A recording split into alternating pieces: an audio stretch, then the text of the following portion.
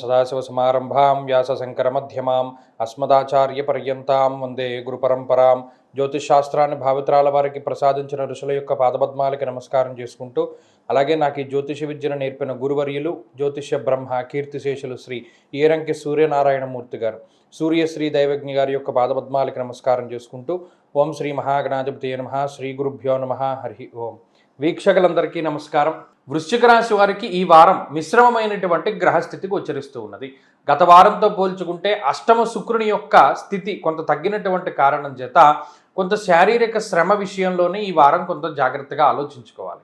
ముఖ్యంగా గురుబలం పెరిగిన తర్వాత, కుజుని యొక్క అనుగ్రహం ఉన్న తర్వాత ఈ రాశి వారు చాలా బలవత్తరమైనటువంటి స్థితిలోకి వెళుతూ ఉన్నారు. ఇంకా ప్రారంభమవుతూ ఉన్నది.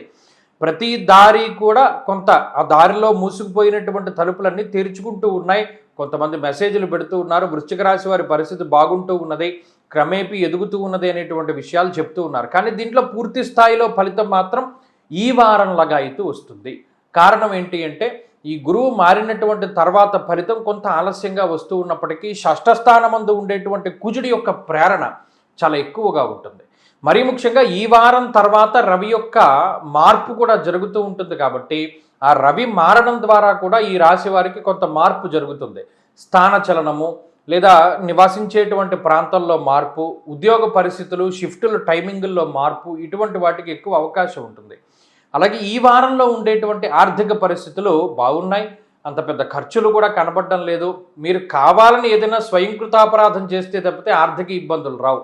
అలాగే అనారోగ్య సమస్యలు ఏమీ లేవు ఈ వారంలో. కానీ మీ చుట్టుపక్కల ఉండేటువంటి కుటుంబ సభ్యులకి మాత్రం ఏదో ఒక సమస్య వస్తూ ఉంటుంది. సామంత జన విద్వేష, భార్యకి కానీ, లేదా జీవిత భాగస్వామి భర్తకి కానీ, లేదా సంతానానికి కానీ, లేదా ఇంట్లో ఉండేటువంటి కుటుంబ సభ్యులకి ఏదో ఒక సమస్య రావడం వల్లే ఎక్కువగా ఆలోచన చేస్తూ ఉంటారు. కాబట్టి ఉద్యోగపరంగా కానీ, వ్యాపార పరంగా కానీ అంత ఇబ్బందులేమీ ఈ వారం కనబడడం లేదు. మీకే కొంత మానసిక ఒత్తిడి ఉన్నప్పటికీ అది వారాంతంలో సద్దుమణుగుతూ ఉంటుంది. కొంత శారీరక శ్రమ మాత్రం అధికంగా ఉంటుంది. అది ఈ వారం గుర్తుపెట్టుకోవాలి. వృశ్చిక రాశి వారు ఈ వారంలో మరింత అనుకూలమైనటువంటి ఫలితాలను సాధించడానికై ఎక్కువగా ఈ రాశివారు అమ్మవారికి సంబంధించినటువంటి ఆరాధన, శుక్రవారం నాడు రాహుకాల సమయంలో దీపారాధన చేయడం ద్వారా కూడా ఉపశమనాన్ని పొందుతారు. ఈ వారంలో కలిసి వచ్చేటువంటి రోజు గురువారంగా చెప్పవచ్చును. అదృష్ట సంఖ్య 6, అదృష్ట వర్ణము పసుపు. తదుపరి ధనురాశి.